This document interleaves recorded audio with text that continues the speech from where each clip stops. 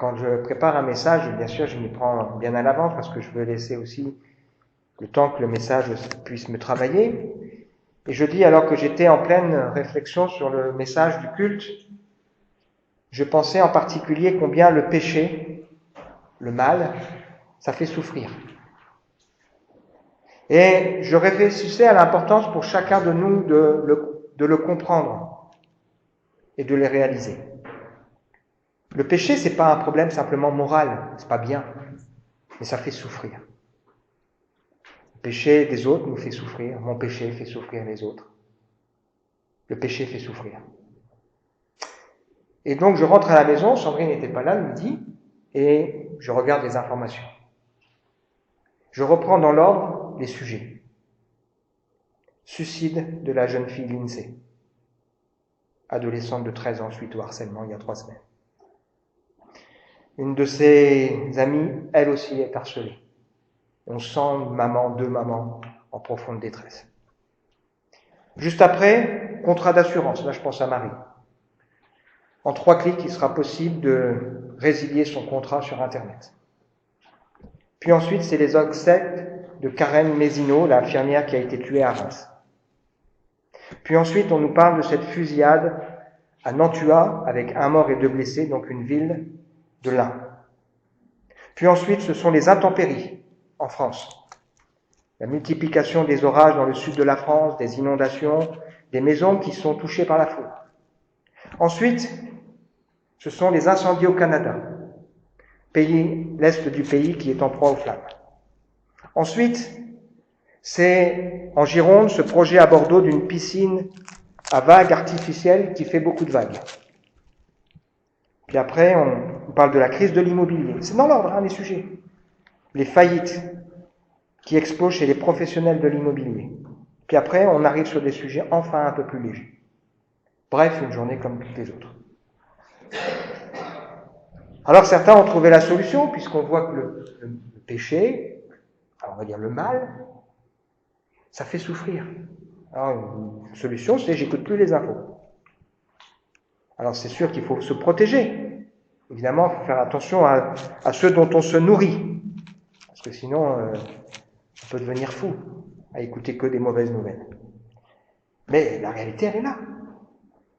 Alors en pensant à tout ça, je pensais à 2 réflexions que j'ai entendues assez récemment. L'une d'un professeur donc sur Épinal, avec son épouse qui est même directrice d'école. Et puis c'est un athée militant, il revendique son athéisme. Toujours surpris. Et un jour, on était en échange avec d'autres et on parlait du jeune Lucas, qui malheureusement s'est suicidé. Et il disait ceci, cet homme, il disait, on a appris à nos enfants la tolérance, c'est bien élevé nos enfants, mais on n'a probablement pas assez armé nos enfants pour affronter la vie. Donc c'est cet homme qui, comme tout parent, il a envie de voir ses enfants réussir. Et il se rend compte que c'est pas parce que tu apprends la tolérance, à respecter l'autre, à accepter les mœurs des uns et des autres, etc., que ça suffit pour être armé pour affronter la vie. Alors ce qui est valable pour des gens qui se revendiquent athées, c'est valable pour nous. Est-ce que nous sommes armés pour affronter la vie?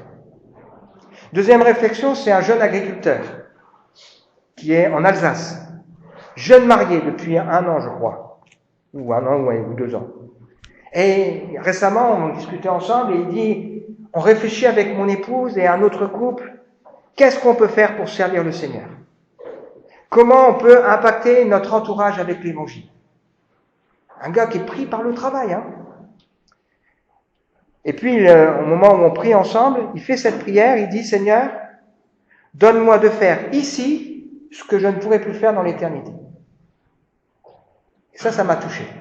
Je me suis dit, il a raison. Il y a des choses qu'on est appelé à faire ici, que quand on sera dans l'éternité, c'est trop tard. On ne pourra plus les faire. Alors c'est valable pour la décision qu'on doit prendre pour Dieu. Mais plus que ça, c'est valable aussi pour les œuvres que Dieu a prévues d'avance. Il y a des choses qu'on est appelé à faire ici. Et il faut savoir utiliser le temps qui nous est donné. Alors, ça m'amène au titre de ce matin, qui nous dit ceci, es-tu préparé, j'ai pas voulu mettre armé en grand parce que c'est un mot qui peut faire peur, mais c'est ça en fait, es-tu armé et lucide pour vivre le temps qu'il te reste? Question importante, hein? Ce titre, vous allez voir, il est issu du texte qu'on va lire ensemble, pratiquement. Es-tu armé et lucide? Alors vous savez que j'aime bien rappeler que la Bible, c'est pas une succession d'histoires, mais que la Bible, il y a un ensemble chronologique qui forme un tout. Et c'est pour ça que les textes sont mis dans un contexte et c'est important de le comprendre. Et c'est la même chose avec le culte. Le culte, c'est pas une succession de moments. Bon, alors maintenant, on chante, on lit un texte, on chante, après on écoute une histoire de témoignage, après on chante, après on prie, puis après il y a le message. Mais tout ça, ça fait un tout. Et je mets un soin, une grande attention au choix des textes et au choix des chants.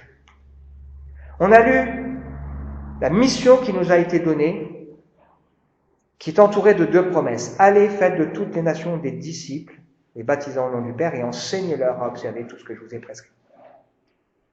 La question pour nous, c'est est-ce que je suis un disciple? Pas seulement un croyant, mais un disciple. Et est-ce que j'ai à cœur d'être un disciple qui fait des disciples? Un disciple, c'est quelqu'un qui se laisse enseigner. Et il y a 2 promesses qui entourent ça. La première, c'est « Je suis avec vous tous les jours ».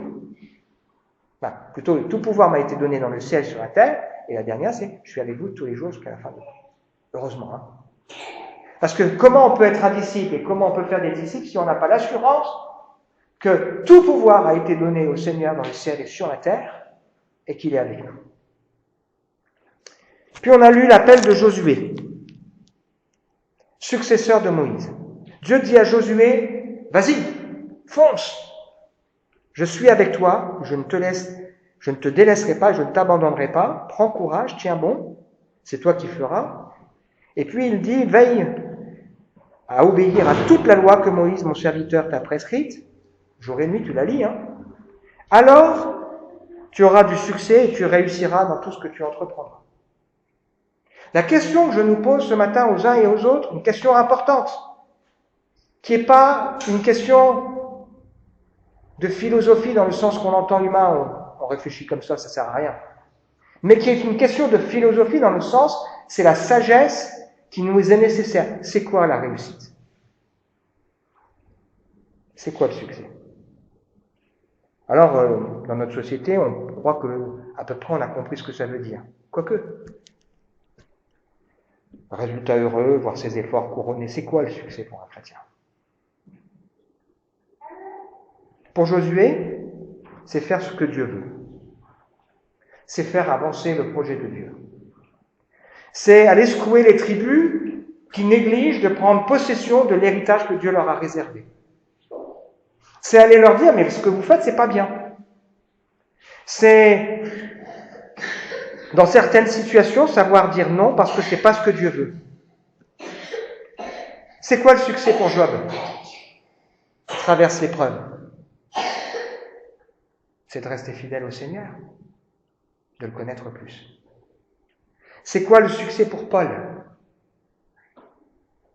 Il dira, ouf, j'ai achevé la course, j'ai gardé la foi. La couronne de justice m'est réservée.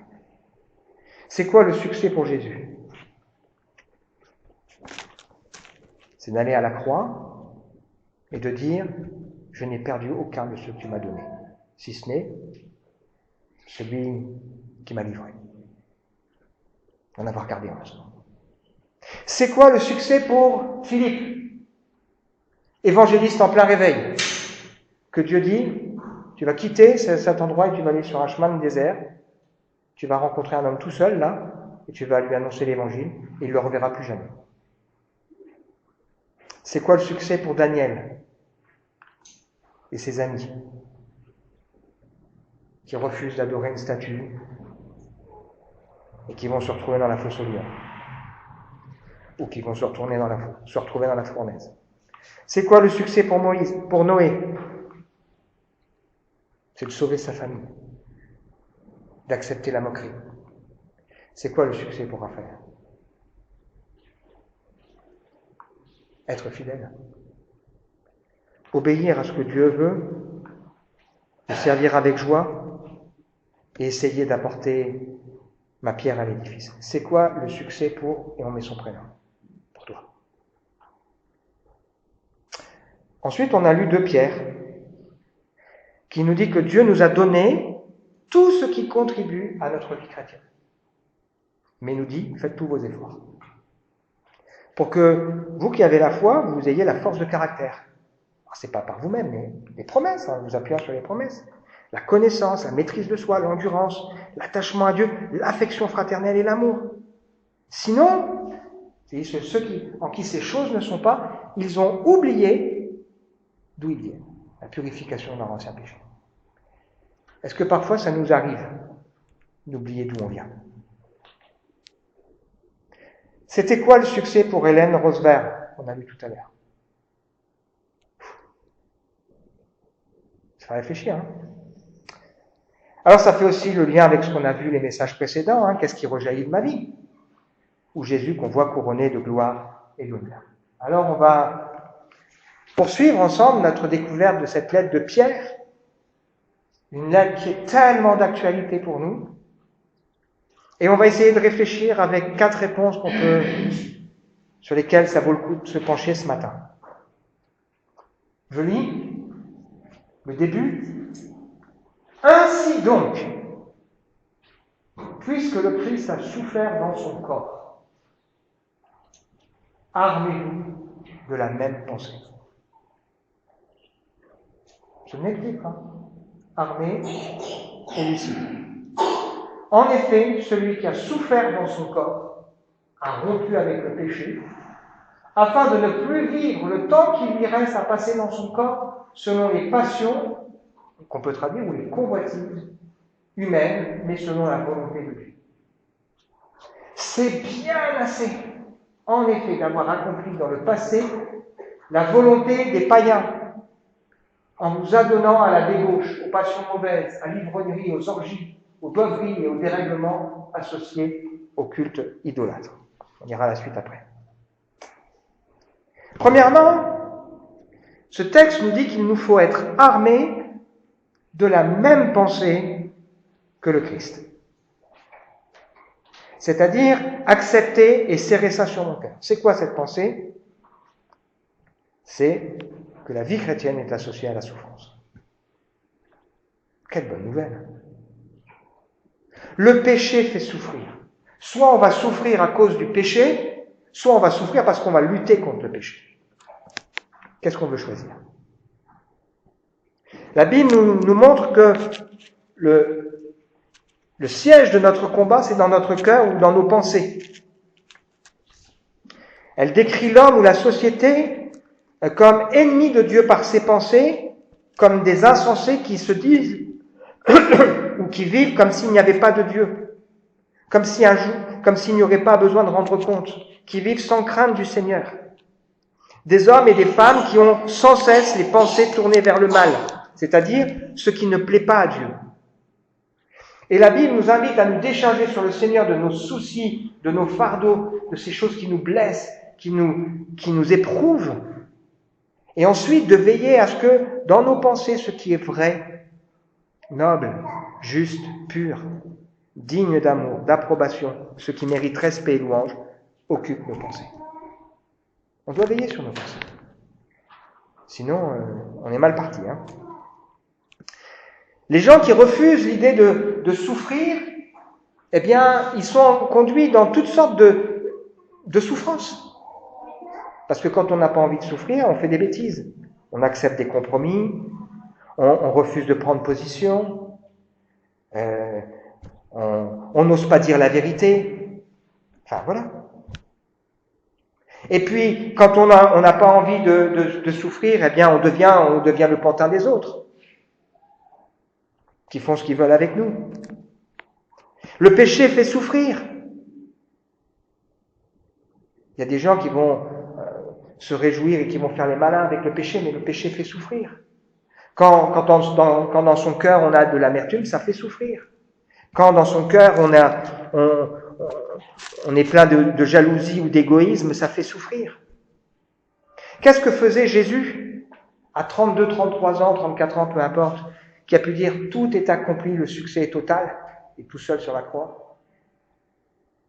Il avait en vue la joie suprême qui lui est réservée, il savait pourquoi il vivait, et il leur remettait son âme à Dieu.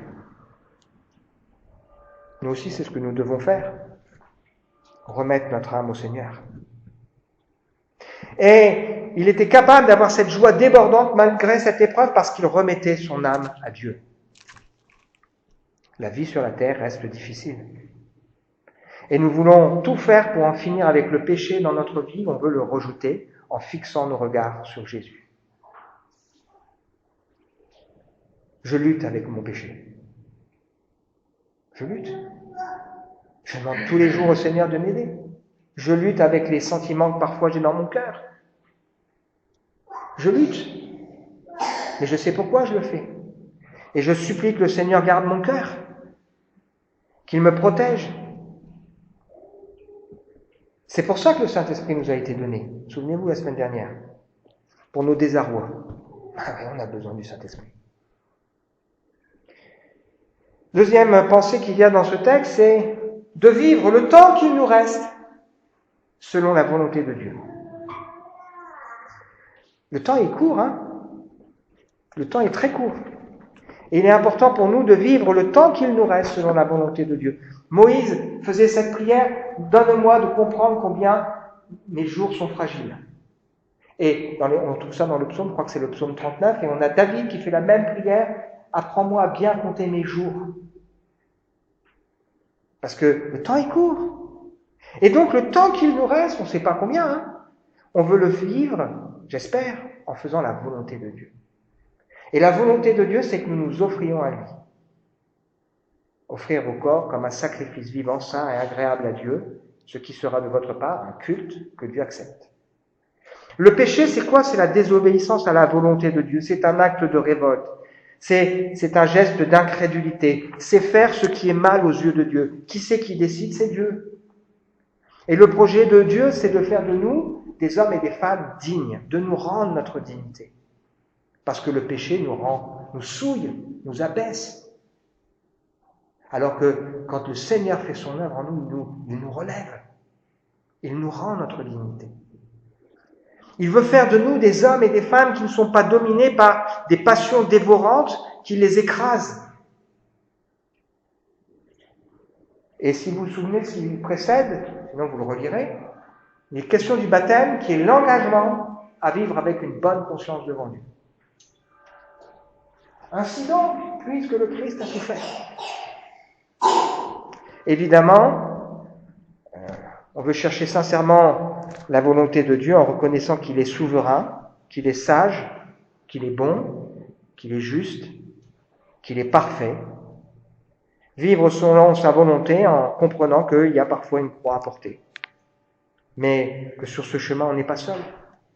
On n'est pas orphelin. Le Seigneur nous a donné son esprit qui vient nous aider, mais il nous a donné aussi l'Église. En nous souvenant qu'il y a quelqu'un qui nous précède. En nous rappelant que notre vie, la volonté de Dieu, c'est que nous servions à célébrer la gloire de sa grâce. Et donc, tous les jours de ma vie, c'est une question de disposition de cœur. C'est une question de prière. C'est une question d'apprentissage, de dépendance, oui, de dépendance du Seigneur. Aide-moi, Seigneur. Ayez en vous les sentiments qui étaient en Jésus, qui n'a pas retenu sa position, mais qui s'est abaissé, et Dieu l'a souverainement élevé. Et c'est désirer de mettre en œuvre notre salut avec sérieux, nous dit ce texte, en demandant à Dieu de susciter en nous le vouloir et le faire. La volonté de Dieu, c'est de bâtir l'Église. Et c'est de résister, que l'Église résiste au diable qui fera tout pour la détruire. Dernier point. Maintenant, il trouve étrange que vous ne vous précipitiez plus avec eux dans la même vie de débauche. Et ils se répandent en calomnie sur vous. Ils en rendront compte à celui qui est prêt à juger les vivants et les morts. C'est pour cela d'ailleurs que la bonne nouvelle a aussi été annoncée à ceux qui maintenant sont morts, afin qu'après avoir subi la même condamnation que tous les hommes dans leur corps, ils vivent selon Dieu par l'Esprit. avant-dernier point, pardon. C'est de nous rappeler d'où on vient. Et qu'on puisse dire, comme le texte précédent, c'est bien assez. Stop.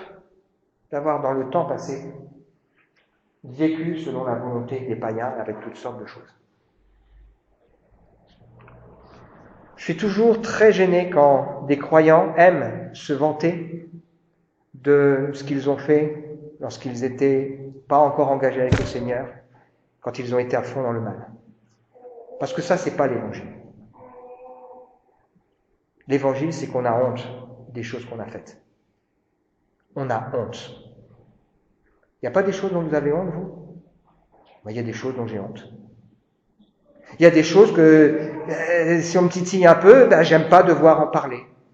Parce que dans ma vie, il y a des choses dont j'ai honte, qui ne me font pas plaisir.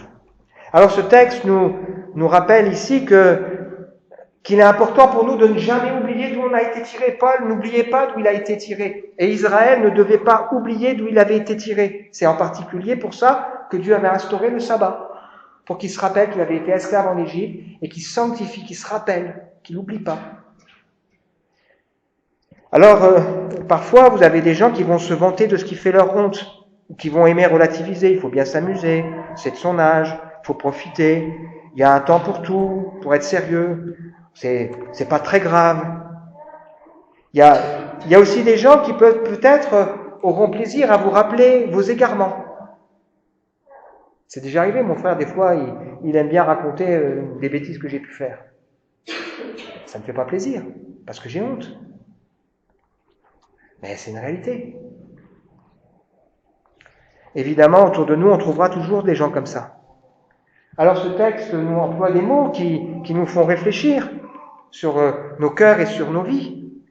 Chaque mot, heureusement, ne décrit pas Raphaël, mais certains, malheureusement, parlent un peu de moi.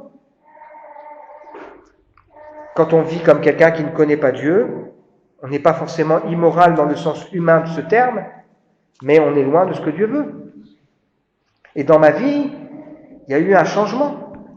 Et ce changement vis-à-vis de ceux qui sont autour de moi peut amener des questions, peut amener parfois des jugements, peut amener des critiques, peut amener des calomnies, c'est-à-dire on dit du mal de nous, des moqueries, du rejet, des accusations.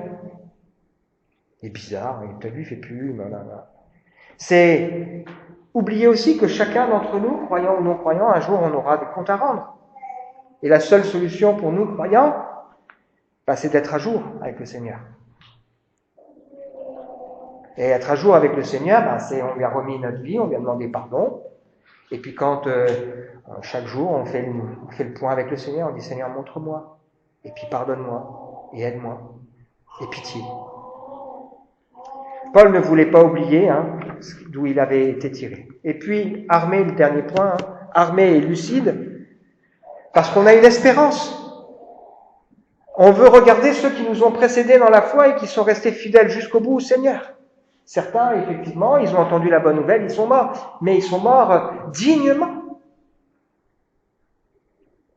Cette espérance que nous avons, elle est comme une encre sûre et solide qui pénètre déjà dans la pensée de Dieu, dans la présence de Dieu.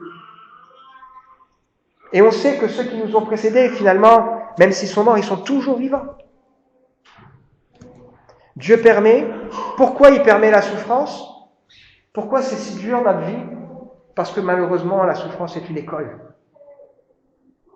C'est une école qui produit la patience, qui produit l'espérance. Jacques nous raconte ça, il dit, regardez comme un sujet de joie complète les diverses épreuves auxquelles vous pouvez être exposés. Il est fou, hein ? L'épreuve de votre foi produira la patience. Mais il faut que la patience accomplisse parfaitement son œuvre, afin que vous soyez trouvés parfaits et accomplis sans faillir en rien devant le Seigneur. Puis il ajoute, si quelqu'un manque de sagesse, parce que pour regarder l'épreuve correctement, on manque de sagesse, qu'il la demande à Dieu, mais qu'il demande sans douter. Puis il ajoute après que personne, lorsqu'il est tenté, ne dise c'est Dieu qui me tente, parce que c'est pas la sagesse, ça, mais c'est mon cœur. Ou qui disent qui laisse croire que chez Dieu, il y aurait des changements. Avant, c'était pas, maintenant c'est possible. Non, chez Dieu, il n'y a ni changement, ni ombre de variation. L'épreuve, Dieu la permet parce qu'elle produit cette persévérance et la victoire. L'amour de Christ qui est répandu dans nos cœurs. C'est une folie de penser que Dieu me tente, alors qu'en réalité, c'est mon cœur mauvais qui est attiré par toutes sortes de choses mauvaises. Notre espérance ne risque pas d'être déçue. Romains chapitre 5, verset 5. Dieu a versé son amour dans nos cœurs par l'Esprit Saint qu'il nous a donné. Et il y a dans la Bible ce principe, la croix précède la couronne. La croix précède la couronne. Conclusion, je vous laisse ces deux réflexions de ce monsieur athée. On a appris à nos enfants la tolérance, mais on ne les a pas armés pour affronter la violence de la vie. Est-ce que nous sommes armés? Et puis ce jeune chrétien qui prie, je veux faire ici-bas, Seigneur, ce que je ne pourrais plus faire au ciel. C'est quoi la réussite? C'est quoi le succès? C'est quoi la réussite associée à la présence de Dieu et à son approbation sur nos vies? Le péché fait souffrir. Il y a des gens qui rient, mais ça fait souffrir. Alors soit on va souffrir à cause du péché, soit on va souffrir parce qu'on lutte contre le péché. Et donc nous voulons regarder à l'exemple de Jésus, qui avait en vue la joie qui lui était réservée. Et on veut se réjouir dans le Seigneur. Et on veut apprendre à faire la volonté, à rechercher la volonté de Dieu le temps qu'il nous reste, nous rappelant d'où nous venons. Parce que parfois, c'est ça qui est terrible. Vous avez le peuple d'Israël qui sort d'Égypte parce qu'il est malheureux, il n'en peut plus. Dieu envoie son libérateur, il sort. Puis après, quelques années plus tard, il est dans le désert et il va trouver Moïse en disant, franchement, on regrette, c'était mieux avant. On avait de la nourriture, on avait ceci, on avait cela. Ils oublient toutes les souffrances qu'ils avaient. Et nous, on doit se rappeler que oui, il y a des choses qu'on ne fait plus, mais quelle souffrance il y avait avec ces choses-là. Et heureusement qu'on a le Seigneur. Et on veut serrer sur notre cœur notre espérance en étant lucide. Je suis tellement plus heureux en marchant avec le Seigneur. Je suis tellement plus heureux en évitant toutes sortes de pièges avec le péché. Et je veux serrer sur mon cœur cette espérance que le Seigneur a mise en moi. Jésus s'en remettait à Dieu, et nous, est-ce que nous sommes prêts à nous remettre au Seigneur? On veut prier ensemble. Seigneur, on te remercie pour ce que tu nous as donné de partager ensemble ce matin. Tu nous invites à regarder à l'exemple de Jésus, sans doute la personne la plus heureuse qui soit sur terre. Celui qui était le plus paisible qui soit sur terre. Et pourtant, tu veux nous rappeler que tu as mis en nous cette espérance, que tu as mis en nous ta force, que tu es avec nous, que tout pouvoir t'a été donné. Tu nous dis aussi que tu veux nous conduire dans la réussite. Seigneur, nous voulons regarder pleinement à toi et t'adorer de tout notre cœur. Et pitié de nous. Je prie, Seigneur, pour chacun ce matin, croyant que ce que nous avons partagé nous a interpellés, nous invite à réfléchir. Et devant toi, Seigneur, nous voulons déposer à tes pieds tout ce qui nous retient. Amen.